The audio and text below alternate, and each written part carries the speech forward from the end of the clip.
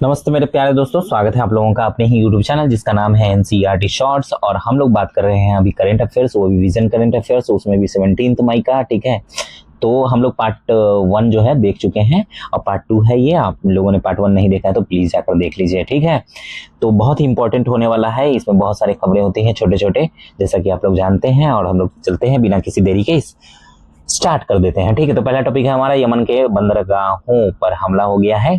ठीक है, और हमला किया है इजराइल ने। ठीक है, तो हाल ही में खबर आई है कि इजराइल ने यमन में जो हुती विद्रोह है, ठीक है, विद्रोही है, उनके कब्जे वाले 2 महत्वपूर्ण बंदरगाहों पे हमला कर दिया है। इन बंदरगाहों का नाम है हुदैदा और अल सलीफ। एकदम आप लोग जो है लिख लेंगे, नोट कर लेंगे। ठीक है, कहाँ का बंदरगाह है? यमन का। यमन का बहुत ही महत्वपूर्ण बंदरगाह है, इसलिए ये न्यूज में है। ठीक है, तो ये बंदरगाह इतने जरूरी क्यों है? ये दोनों बंदरगाह जो है पश्चिमी यमन में लाल सागर के किनारे पर स्थित है। और आपको जानकर हैरानी होगी कि यमन का जो लगभग 70% आयात होता है इन्हीं बंदरगाहों से होता है। ठीक है, जो भी मतलब यमन को मदद पहुंचाई जाती है बाहर से, ठीक, तो वो उसका 80% हिस्सा जो है इन्हीं रास्तों से पहुंचाया जाता है उसके अंदर। तो ये हम कह सकते हैं कि ये जो बंदरगाह है ये यमन के लिए जीवन रेखा की तरह काम करता है। ठीक, समझ गए? तो जो इंपॉर्टेंट चीजें इसमें बताई है मैंने वो नोट कर लेंगे। ठीक है, तो दूसरा टॉपिक है हमारा, इलेक्ट्रिक बसों की धूम हो गई है पीएम ई ड्राइव योजना के तहत। ठीक है, बेसिकली बात क्या है कि हमारे देश में अब इलेक्ट्रॉनिक गाड़ियों का जो है चलन बढ़ रहा है, पर्यावरण के लिए बहुत ही अच्छी बात है। इसी सिलसिले में कर्नाटक सरकार ने केंद्र सरकार की जो योजना है उसके तहत इलेक्ट्रिक बसों की मांग की है। इस योजना का नाम है पीएम ई ड्राइव योजना, जिसका पूरा नाम एकदम गौर से सुनेंगे और नोट कर लेंगे। ठीक है, पूरा नाम है प्रधानमंत्री electric drive revolution in innovative vehicle enhancement. ठीक है, समझ गए आप लोग? चलिए आगे बढ़ते हैं। पीएम ई ड्राइव योजना क्या है उसके बारे में बात करते हैं। यह योजना जो है 2024 में आई है। ठीक है, कब आई है? 2024 में, समझ गए? और 2 साल के लिए आई है। ठीक, शुरुआत हुई 2024 में। इसको भारी उद्योग मंत्रालय जो है इंडिया का वो इसको हैंडल करता है। ठीक है, इसका मेन मकसद क्या है? इसका मकसद है भारत में इलेक्ट्रिक वाहनों को जो तेजी आ रही है, ठीक है, उसको अपनाना और उसके लिए चार्जिंग स्टेशन जैसे जरूरी इंफ्रास्ट्रक्चर को डेवलप करना और इलेक्ट्रिक वाहन बनाने वाली जो कंपनी है उसके अंदर उस इकोसिस्टम को बढ़ावा देना। ठीक है, तो ये योजना 2 साल की है, पहले ही बता दिया है। ठीक है, 2024 से लेकर 2026 तक चलेगी। इस योजना में क्या क्या शामिल है? इसमें है सब्सिडी और दूसरा है पंजीकृत संपत्तियों के निर्माण के लिए अनुदान। तो 2 चीज शामिल है। ठीक है, तो सब्सिडी क्यों मिलेगा आपको? अगर आप इलेक्ट्रिक 2 पहिया वाहन जैसे कि स्कूटर, बाइक, 3 पहिया वाहन जैसे ऑटो, उसके अलावा एम्बुलेंस, ट्रक या कोई नई तरह की इलेक्ट्रिक गाड़ी जो है खरीदते हैं तो उस पर सरकार आपको पैसे में छूट देगी। ठीक है, खरीदने में आपको छूट देगी। उसके अलावा पंजीकृत संपत्तियों के निर्माण के लिए जो अनुदान है उसमें क्या होगा? उसमें यह होगा कि इस योजना के तहत इलेक्ट्रिक बसें जो आप खरीदेंगे या चार्जिंग स्टेशन जो आप लगवाएंगे, उसका नेटवर्क लगाएंगे, ठीक है, तो ऐसी चीजें शुरू करने के लिए आपको सरकार पैसे देगी, लोन देगी, वित्तीय सहायता देगी। ठीक है, तो दोस्तों यह योजना इलेक्ट्रिक वाहनों को बढ़ावा देने और पर्यावरण को बचाने के लिए बहुत ही मददगार साबित होने वाली है। ठीक है, तो आगे बढ़ते हैं। अगला टॉपिक है हमारा, क्या है टॉपिक? दिल्ली की ऐतिहासिक बावली, राजों की बावली जो है वो भी न्यूज में है। क्यों है? क्योंकि दिल्ली में बहुत सारी पुरानी जो है ऐतिहासिक इमारतें हैं जो हमारे इतिहास की कहानी कहती है। ठीक है, इसमें एक है राजों की बावली। हाल ही में भारतीय पुरातत्व सर्वेक्षण, जिसको ASI कहते हैं, आर्कियोलॉजिकल सर्वे ऑफ इंडिया, ठीक, इसने क्या किया है कि वर्ल्ड मॉन्यूमेंट्स फंड इंडिया के साथ मिलकर इसे संरक्षित किया है। ठीक है, राजों की बावली के बारे में कुछ खास बातें हैं, उसको जान लेते हैं। बहुत ही इंपॉर्टेंट बातें हैं, आप लोग जो है नोट कर लेंगे, सुनेंगे, बार बार सुनेंगे। अगर एक बार में नहीं सुन पाते हैं तो बार बार सुनेंगे और उसको नोट जरूर कर लेंगे। ठीक है, तो मैं बोल रहा हूँ। ठीक, तो ये 4 मंजिला सीढ़ीदार बावली है जिसे लोधी काल में बनवाया गया। ठीक है, कब बनवाया है? लोधी काल में। ये उस समय इस्तेमाल में जो पानी आता था, ठीक है, या खाना बनाने के लिए जो पानी इकट्ठा किया जाता था उसके लिए बनाया गया था। यह महरौली पुरातत्व पार्क यानी नई दिल्ली में स्थित है। ये इसे 1506 में, ठीक है, लोधी काल में 1506 ईस्वी में सिकंदर लोधी के दरबार में एक अमीर रहता था, दौलत खान नाम का, उसने बनवाया था। इसकी बनावट जो है वो इंडो इस्लामिक शैली की है। एकदम इंपॉर्टेंट बात बोल रहा हूँ, इंडो इस्लामिक शैली की है। पूछ देगा कि भाई राजों की बावली जो है वो किस शैली की बनी हुई है। ठीक, सिंपल सा सवाल है, आपसे पूछ देगा और फिर ये आपका हो जाएगा आंसर। ठीक है, तो आप लोग कहेंगे इंडो इस्लामिक शैली की है। इसमें भारतीय और इस्लामिक वास्तुकला का जो है मिश्रण देखने को मिलता है। तो ये बावली जो है उस समय की जल प्रबंधन और वास्तुकला का अद्भुत उदाहरण है। समझ गए? तो आगे बढ़ते हैं। अगला टॉपिक है हमारा कि अमेरिका में दिखा ट्विस्टर। ट्विस्टर क्या होता है? एक तरह का चक्रवात, एक तरह का मतलब समझिए तो चक्रवात ही है। ठीक, आपने फिल्मों में देखा था, ठीक है, ट्विस्टर वगैरह देखा होगा। ठीक है, आपने खासकर एक मूवी देखिएगा आप, अगर आप लोगों ने नहीं देखा होगा, सुपरमैन का आपने फर्स्ट पार्ट देखा होगा, उसमें इसी तरह का चक्रवात आता है और सुपरमैन का जो फादर होता है जिसने गोद लिया होता है वो इसी चक्रवात के चपेट में आके मर जाता है। ठीक है, आपने रील्स वगैरह में भी देखा होगा। तो इसी को ट्विस्टर कहते हैं। असल में ये संयुक्त राज्य अमेरिका में एक बहुत बड़ा मौसमी परिघटना होता है और वहीं देखने को मिलता है। ठीक है, तो ट्विस्टर क्या होता है असल, ठीक से समझ लेते हैं इसको। ठीक है, अमेरिका में ट्विस्टर जो है वो टार्नेडो यानी चक्रवात का ही दूसरा नाम है।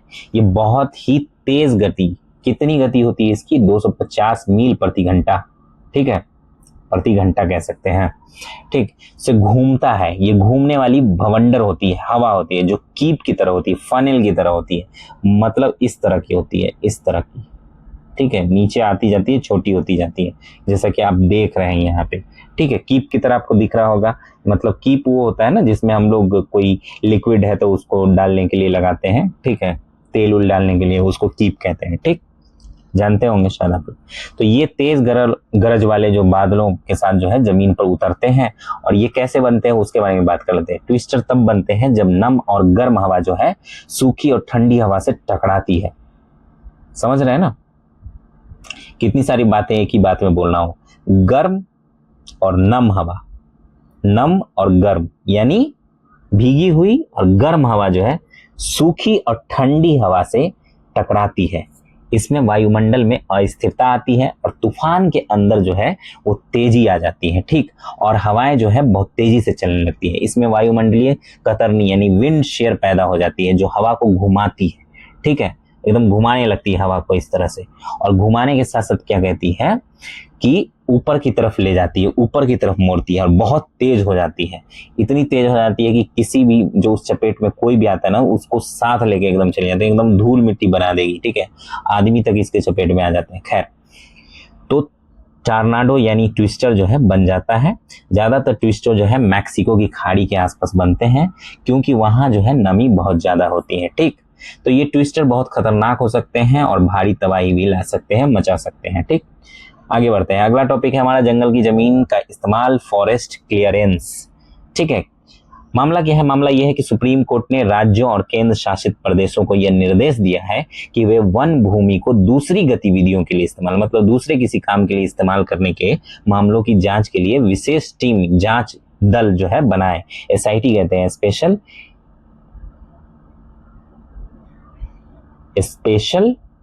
इन्वेस्टिगेशन टीम कहते हैं इसको। ठीक, इसे ही फॉरेस्ट क्लियरेंस कहा जाता है, यानी किसी और काम के लिए वन भूमि के उपयोग की मंजूरी देना।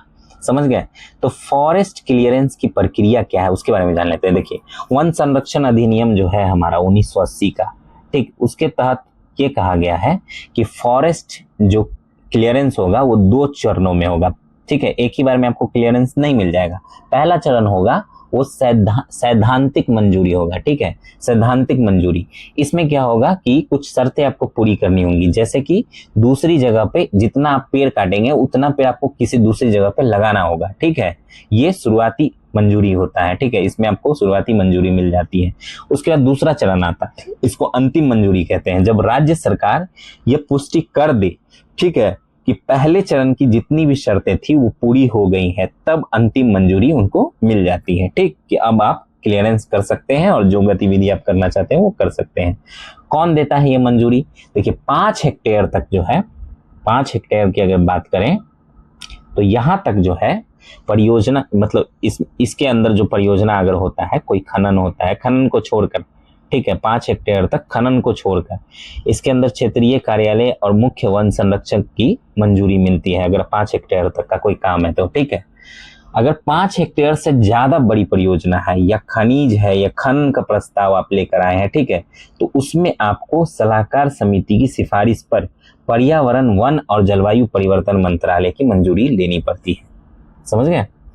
तो यह प्रक्रिया इसलिए जरूरी है ताकि विकास के साथ साथ हमारे जंगल भी जो है बचे रहें।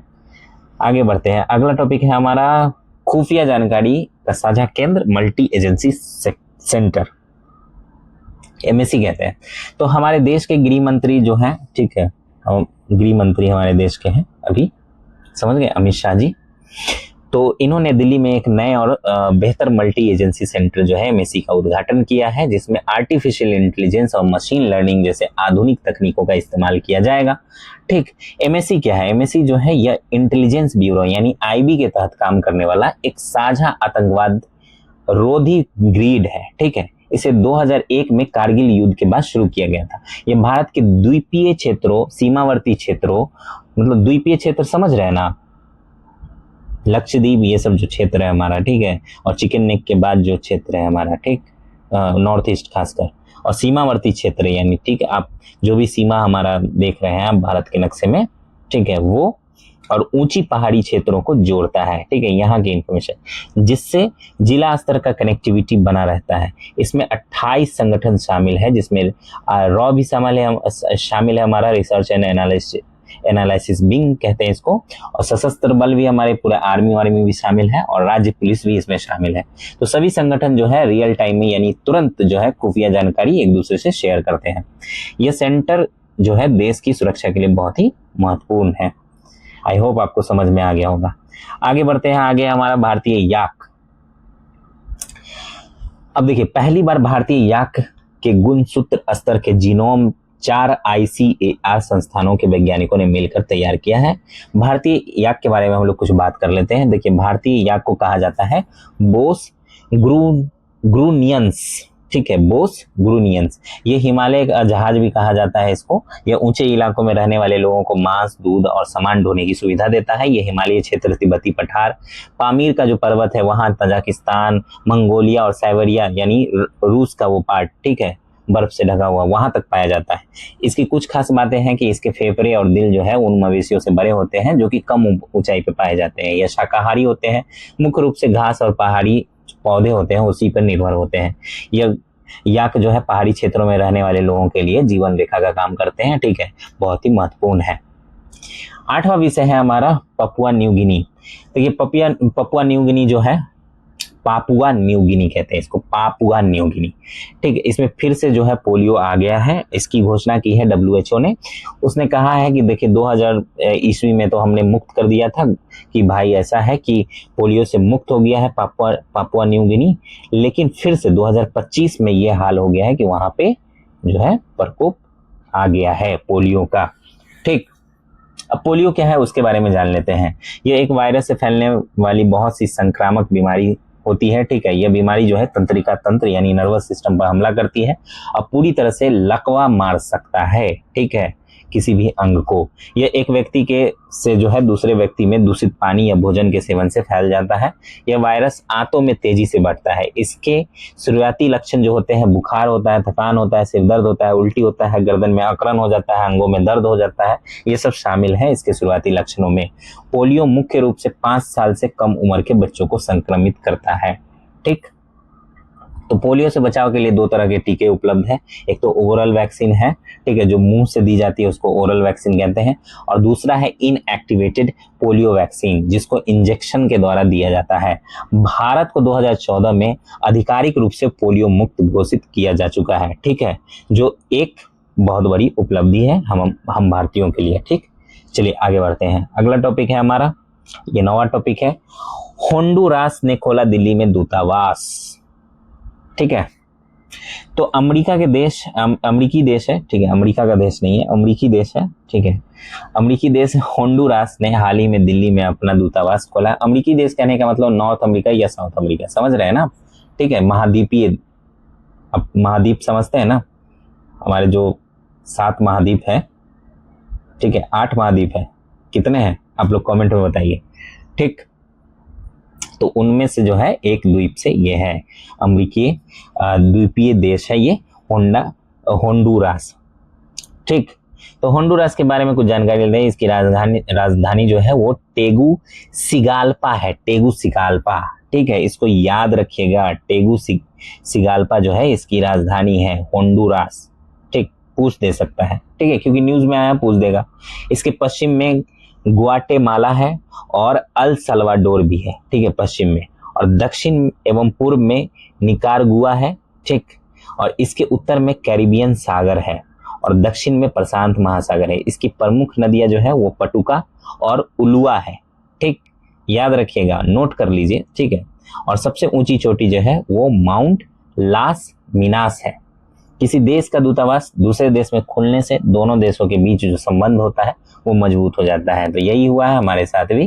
ठीक, तो दोस्तों ये थी आज की कुछ महत्वपूर्ण खबरें। हो सकता है कि बहुत तेज बोल दिया हो तो स्लो करके सुन लीजिएगा, स्लो बोला हो तो तेज करके सुन लीजिएगा, लेकिन आसान भाषा में समझाने की कोशिश की है। आई होप आप लोगों को समझ में आ गया होगा। कोई बात, कोई अगर सवाल हो तो जरूर कमेंट में पूछिएगा। ठीक है, आपके सवाल का जवाब जरूर दिया जाएगा। ठीक है, कोई भी डाउट है क्लियर किया जाएगा। मिलते हैं अगले वीडियो में, तब तक के लिए धन्यवाद।